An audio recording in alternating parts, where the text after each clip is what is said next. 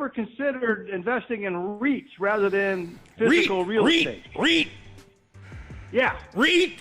Today, I wanted to hear the opinions from real estate moguls, people worth hundreds of millions of dollars in physical real estate, to see what they think about REITs, real estate investment trust. And the two people we are going to be listening to today are Mallah and Grand Cardone. And I have in fact been trying to call into their shows for the last year to ask them this very question, never getting through, to only finally find people that asked the exact same question. Now, there are only really two defining factors between REITs and actual real estate. Now, with actual real estate, you are getting your hands into the nit and gritty, and you are leveraging a lot more money, because if you're buying $1 million property, you're typically only buying it with $200,000 to $300,000, in which you can play with it, do value add, rent it out, do all that fun stuff, but it's very actively involved. And if that property even goes up 10%, you're not going up 10% on 200K, you're going up 10% on $1 million. But with REITs, there is no direct involvement. You are relying on managers themselves to make the right execution on the right properties, to continue cash flowing that money out in the most passive way possible, in which you could leverage the bank's money, but never to the degree that you could ever do with actual physical real estate. And many of you are aware,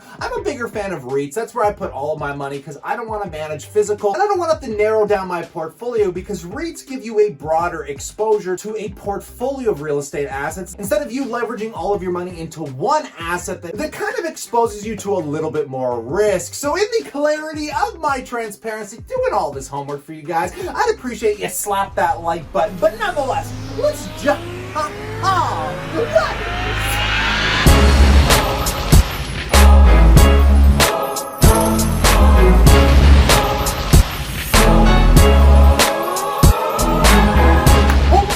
Back, passive income investors alike, and getting right into this, let's just jump into this Mallah podcast to see this question this gentleman asks about REITs, and then I'm going to break it down for you. So let's take a listen. Real estate right now is kind of illiquid, with the markets being what it is. I wanted to ask if you've ever considered investing in REITs rather than physical real estate. REIT. Yeah. REIT is like, and when you go into a REIT, it's like the street.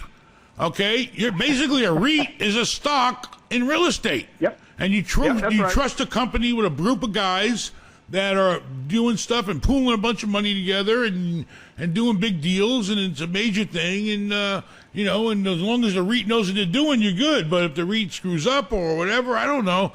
REITs are great if you want other people to do your work for you.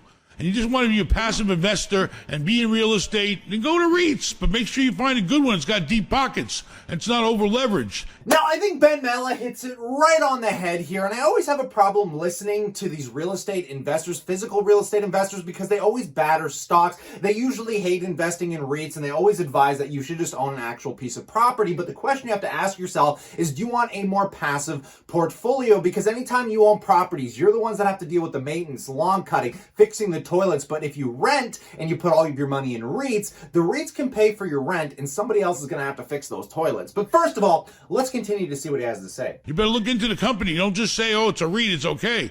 There's a lot of difference in REITs. So REITs are great if you want other people to be in real estate for you, but that's not me. I want to be in it, man. I want to be in it. I want to feel it. I want to be the one cashing the big checks. But REITs are great. REITs are great. It all depends on your lifestyle. I made money in REITs early on. Some lady told me to go into REITs. She put my money in REIT, and it did pretty good. It was actually doing like 10%. But that was many, many years ago. I don't know. Right now, I'm too deep in my own shit to think about getting anybody else's. All right? I got you. Good luck to you. Take care. So you like more control of the real estate? I'm a control freak. I want to control it. And if the shit gets screwed up or I screw up, I can only blame myself.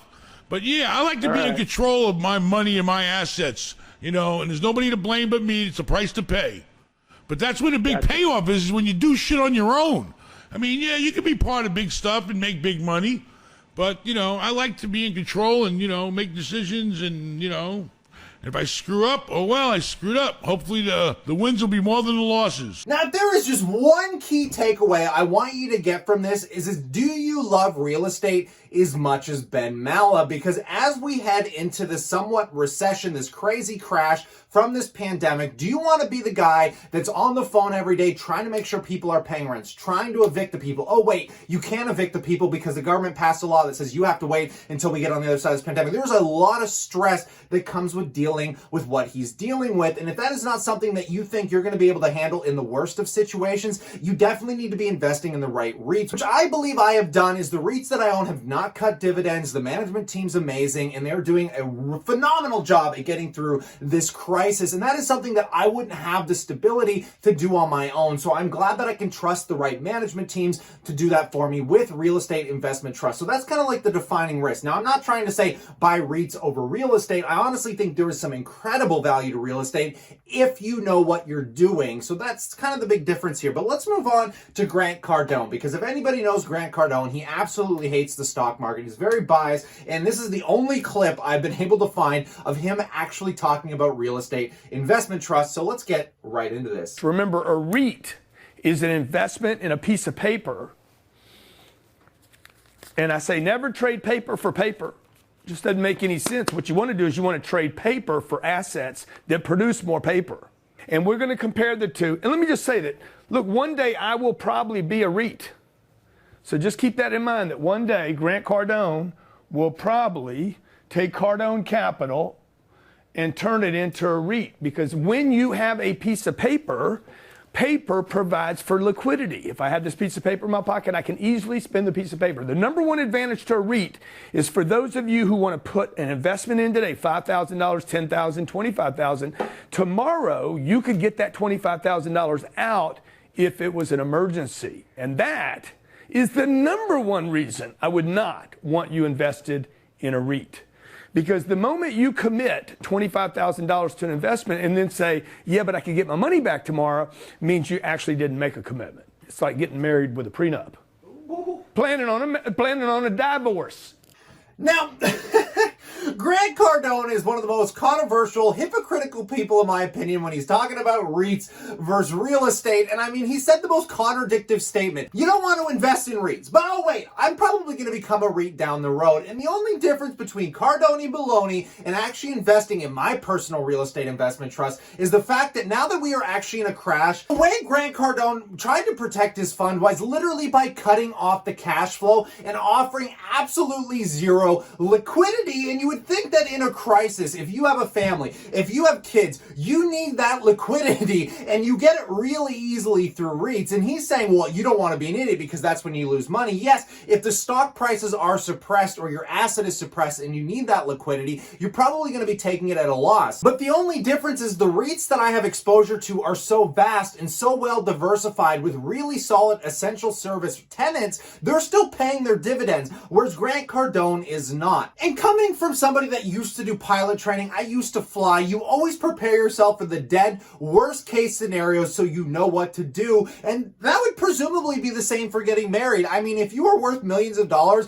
and your other spouse isn't, I think it's just common sense to get a prenup. I mean, you're not going to go all in and let them just own half of your assets going into that marriage. So this clip that I found from 2019 where he was talking about this is super like hypocritical and back and forth, controversial, constantly saying one thing but then saying another. I got nothing against Grant Cardone here. I just think it's so funny how much he hates Wall Street, then tries to get you to invest into his fund, only to end up becoming what Wall Street is anyways. I mean, he's probably got a buttload of headaches that he's been dealing with that he doesn't really bring up on his YouTube channel, which is why I love Ben Mallah so much, because Ben Mallah has actually been talking about the struggles, showing the hotels that are struggling, what they're doing to basically mitigate their way through these challenges. And that's what I want to hear. I don't want to hear why you think you're better than Wall Street. And even people that own physical real estate want some form of liquidity from that asset, whether it's through cash flow, whether it's through taking out credit against the mortgage to reinvest it elsewhere. I mean, that's at the end of the day what you're looking for here, right? So, I mean, if you want a passive investment style, especially today when REITs are so suppressed, which is another thing that I can tell you is a big difference. Physical real estate in REITs is that in a crash, REITs will get slaughtered into the ground. You are going to have the option in an event like this to pick up real estate at absurd discounts